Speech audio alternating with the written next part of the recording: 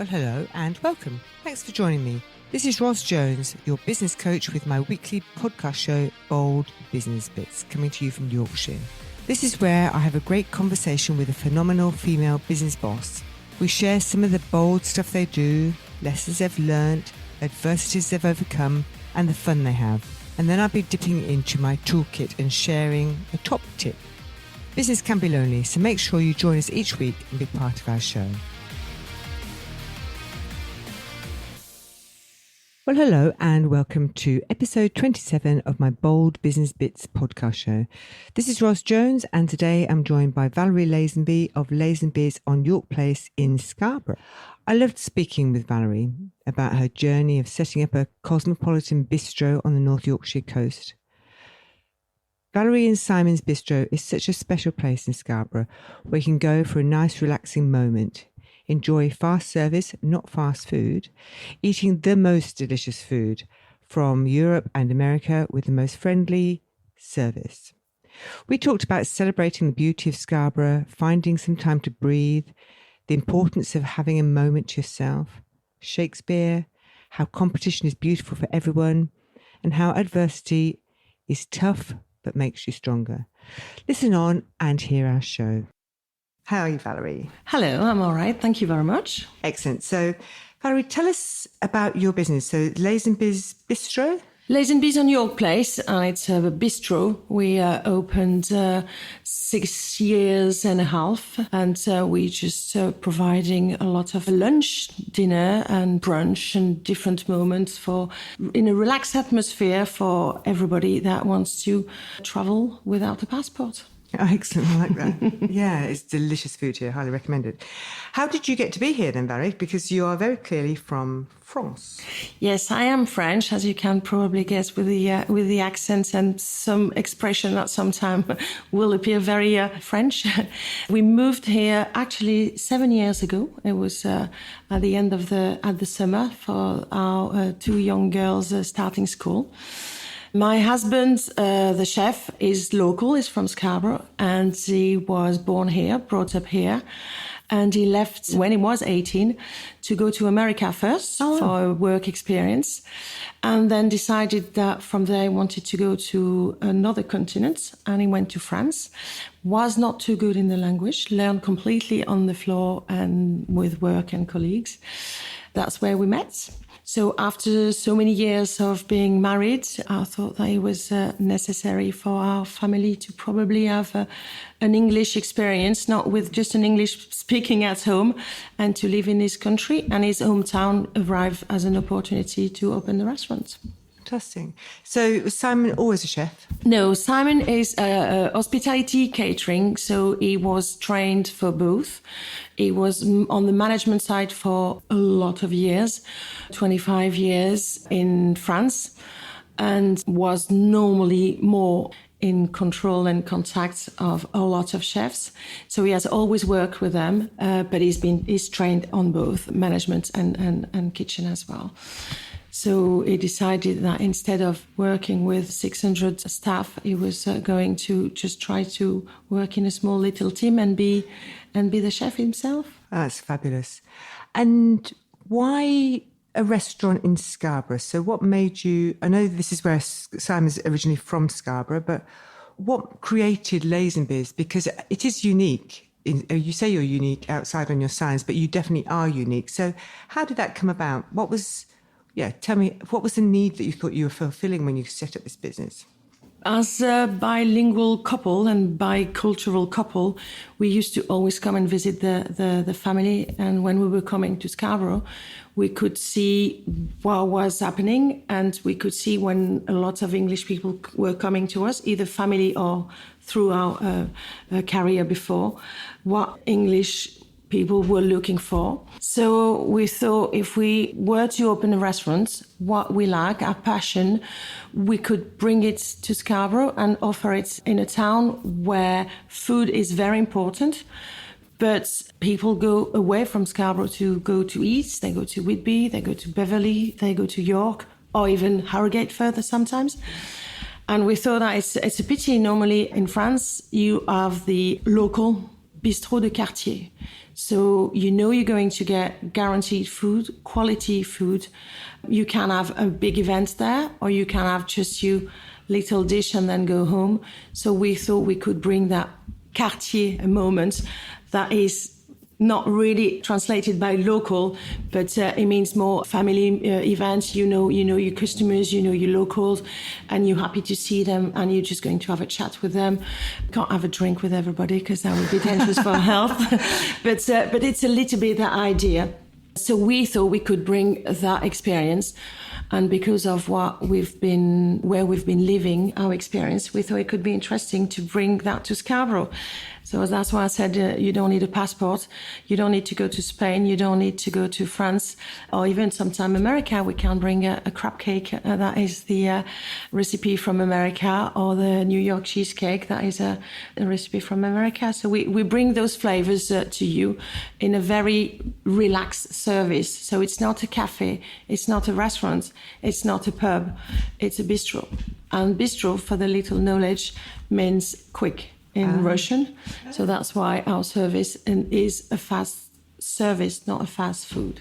Excellent, lovely. That's fascinating. So, and how's it been? How have Scarborough people and businesses and visitors received you? A very interesting combination. We are probably more known by people that are not from Scarborough. So they are definitely looking for that town centre atmosphere restaurant that exists in a lot of other towns, but not in Scarborough. But we have a lot of really good connection with other restaurateurs, cafe owners, or people that have built businesses in Scarborough for so long, because we absolutely love competition. It's absolutely beautiful for everybody. Yeah. And we also need some time to go and eat and rest and relax somewhere else. So we really like that. For Scarborough, I think sometimes we're a little bit not known yet, or they are a little bit scared of us. Yeah. In Scarborough, you need to be seen. So we have a few steps, so people don't know what's the atmosphere inside, so they're a bit stressed when they come in. We have some people that are a bit worried to come to ours because we don't do scones, or we don't do the soup of the day. So for all those reasons, sometimes we can see that people are scared about us because they are scared of my French influence. Are we a little bit to French restaurants with the cloth on the table and the service? So they're a little bit too scared, because Scarborough is really a cafe culture. Yeah. So it's more lunchtime, and if it's the evening, it has to be an early table. But we have a fabulous connection with our customers, and that has been exactly what we were looking for. The challenge was to bring something new. A lot of customers, at the beginning, I said to my husband, somebody's giving our business card in Rotherham, because everybody was saying, oh, we're from there. I said, there's somebody that knows us. But I didn't realize, even after coming to Scarborough so often, that Scarborough is the first destination on the seaside. Yeah. So we have a lot of customers coming from... Okay, who come for the day or the weekend? From the day, okay. And then they just want something different. Yeah. And then we have a lot of visitors that found us, and they're just happy to have found something they are connected with. It can be the Netherlands, it can be Spain, it can be Italian, German, Americans, Canadian. We have people coming from everywhere. Wow, so it's cosmopolitan. Exactly, and we thought it was going to be more for Scarborough, but we just realised that it has opened a lot. And then we have a lot of really very regulars come to us, I would say probably every week. Yeah. Because they come here to be fed, like we say, but to have a chat as well. Yeah. We like to have single person as well. We have a few men or ladies that sometimes want to have their moment to themselves and then just sit down at a table. And in the restaurants, being able to have people sitting down on their own means a lot. It means that they like the atmosphere and they relax. Yeah. They can be here with a book, or they can be here just listening to all the conversation, and sometimes make connection and meet other people and then become friends as well through our restaurants. Yeah, that's brilliant. And I can see, I haven't been here that often, but I can already see that happening. I know friends who've come here, they come here all the time just because it's a lovely place to come to. And that's the thing, isn't it? It's about people go somewhere where they know exactly what they're going to get.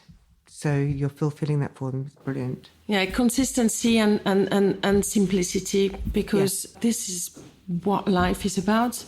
You want to achieve something simple. You want to eat, but you want something simple. You don't want something complicated. There's a moment for that, a nice relaxing moment. Yeah. So what do you do, Valèrie, for nice relaxing moments? We talked a bit about your culture days. Tell me more about your culture days. I love the idea of that. So what happens? So I try to escape normally as a family, sometimes as a couple. And now our teenagers are growing slowly, so we can't escape without them. But I, as a business owner working with my husband, I sometimes like to escape on my own. So a cultural moment could be a nice exhibition in York. So that's what I did yesterday. I'm going to enjoy a nice experience of Van Gogh, because I am a fan of his painting and of his life. And he was so relaxing because you were sat on a relaxing chair, and you could leave the exhibition going through you instead of walking around. I thought the concept was very relaxing, very interesting. I always find a lot of time to eat as well, because this is my cultural moment. Food is a very interesting moment. It makes you travel, so you learn about geography or the world, and then about food as well and products. Then I went because I still want to learn far more that I already know in the English culture. So I went to a show in York to see Shakespeare. It was The Tempest. I was be saying that I understood every line, and I probably will have to read a few subjects about it again just to make sure I understood everything. But it was very important for me because my kids have learned it at school, and I felt I had to understand as much as I want them to understand our French culture and a French writer. I wanted to understand a bit more Shakespeare. So try to escape. Most of the time is on our closing day, so Sunday, Monday. Because we work hard in the business, we don't mind doing a lot in the weekend because it's like catching up with time. Yeah. So on the Monday, I went to York to enjoy that bank holiday, which normally we are either open or too tired to do anything. But this time I wanted to see family social life in Whitby, so we went to walk around. And of course, I drove on the seafronts because you can't be living in Scarborough and not see the sea. Absolutely. So I often drive or walk on the seafronts because the harbour is there. Both bay are beautiful. The castle is fabulous. And we have to go and see these beauties and gems of Scarborough and never forget them. Yeah, absolutely. It can be easy, can't it, when you actually live and work somewhere to forget about the beauty of the town itself. I am a holder of heritage cards to visit the castle. Oh, right, yes. English heritage, sorry, yes. And I just love to go to see the castle and just this walk is just beautiful. And or go to Oliver's Mount. Yeah. We've been living here nearly 7 years, but there's always a moment during the week that I'll go and see the town because it is relaxing to find some time to breathe. Yeah.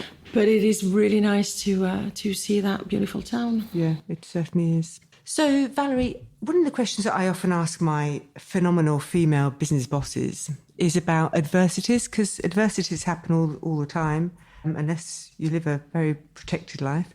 So can you tell us about a particular time of adversity in your life that you've overcome and had a positive outcome? I think there's the moment you're leaving the adversity is difficult, but just if you look a little bit further, you'll forget it very quickly. And even if it will still be new, and even there's a lot of things that can be damaging or difficult in life, I've always wanted to push it a little bit forward. Once you've made the status of the problem or the adversities here, again, as I was saying before, you just have to breathe, and you breathe and you look forward. And very soon you can remember that it's a bit behind you. and it was just a small mountain after all, and that you've learned so much about it, and that has built you. So yes, it is painful and probably difficult, and a little tear can come in the eyes when you think about it or when you remember it, but you know that you've managed to climb. And I think that every difficulty should build someone. I've learned that expression actually in England, even if I've always done it myself. But it can only be better, or it will be better. It will. Yeah. And I always thought that's why I do. But I always thought that when I was living the moment, it is a little bit difficult at the moment. How can it be better? Yeah. But it is true, and that's something you often say in English, that it's it will be better soon. It is always a better soon, but it builds you. And adversity should be used as a motor, as an engine, as a petrol for your car. It should be what wants to make you stronger or makes it work better. Yeah, I love that. It's the fuel. It's the fuel. Yeah. It will make you go further, because if you didn't manage the first time, you will the second time. Not the same, because you can't make this mistake again, but you can learn from it. Yeah. You can definitely learn from it, or maybe decide not to do it again, but you can learn from it. So adversity is painful on the moment, but I really think that it's building you and constructing you and pushing you. Yeah, and I love that. And a lot of people, I feel, people I know, people I've worked with, and just an instinct I have, a lot of people don't want to try something new because of the fear of adversity. But maybe that's what keeps them back, keeps them small, maybe? I don't know. It is scary to think, I can't do that again, because it is going to be painful. I've been lucky in my life with my parents' education, with my path, and then with my prior work. But I've always believed in the constant amelioration. Yeah. So whatever you're doing will improve, and you can only improve. So yes, it will be painful. Yes, it will be difficult. And some moments are difficult. Things are difficult at home at the moment. But I know that we'll find time to solve it. We'll find time, because things is about the moment. So what you've tried to set up, what you've tried to build, might not be working at the moment, but you're not wrong. What you've tried is not you are wrong. It might be not the right idea, not the full idea, but it might not be the right moment. Yes. So maybe you need more time, maybe you need more people, and that's in business in general, I think. Mm-hmm. Maybe you were not lucky. A lot of restaurants. I was in New York yesterday, the day before, and I saw this blue bicycle in New York that was famous, flooded. They tried everything to reopen, and now it is written they're looking for a new owner because they can't reopen. And that is something that's going to be, even talking to you about it gives me shivers. It is painful, because I know how hard they've been working, because we've set up a business, and I know how they believed it was going to be okay, how hard they run after and I don't know them, but how hard they've been running after insurance and everything, to have to give up to their customers as well, to say we won't be able to do it. And that's the same for every work, every passion. They unfortunately had something else. Yeah. But I'm sure that they will find a new path, and then you'll find something, because they are strong and they've lived something strong, that will build them in something good and better. Well, thank you for that. So, Valèrie, another question I ask my phenomenal female business bosses is for your advice. So if I'm sitting here, I'm just thinking about setting up a business, or maybe a restaurant, or any business. What would the one piece of advice be from you, please? First thing would be to sit down, breathe, then really believe in you. You're the only person that can do it. You're the only person that can do it. You're going to have a lot of doubts. You're going to cry. You're going to lose it.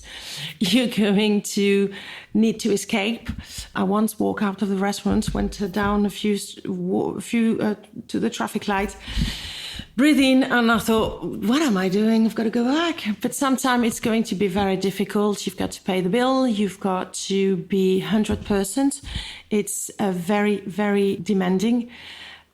But it is rewarding, as I said, having a customers on his own, being sat in our restaurant, people coming to ask us how I am, oh, you've lost weight, or you you seem good today. This is so positive, so giving us so much dynamic that even on days where it is difficult, I had to open the restaurant one day and I've just discovered my best friend died. But the second after, there's somebody that comes in the restaurant because we had to do a picture. So they arrive full of happiness and they're just ready for the picture and it's their moment. We can't let down. So you've got to be ready when you have a business to be 100%. You have to be ready to be there for everybody. And that's why sometimes it's brilliant because you forget about you little worries and you're thinking, I can stop being worried. I can push up on a little bit. But they have to be strong. If that person wants to open a business, they have to be strong. They have to believe in them. Even if they lose confidence in them, there's always people around that will give trust. It's normal to say, I'm finding difficult. It's even possible to say, I can't do it anymore. It is normal to say it. There will always be someone in your surrounding, professional, or just family or friends. And even, because that has happened to me, just a word from a customers you've never seen that will just say the encouraging little something, saying, oh, this is a fabulous bistro. I love the atmosphere. I don't know how you do it, but your staff is so well trained and the food was amazing. We'll definitely be back. So after a very difficult moment where you're thinking, how am I going to challenge my bills? How am I going to find time to go to my kids' event for school? How am I going to find time to get changed and go to that party? How you find it, because that little sentence brought you the good dynamic you're looking for, and that's hospitality. It is a difficult job, but it's so rewarding. So much, Valèrie. Thanks for taking part in my podcast show. Thank you.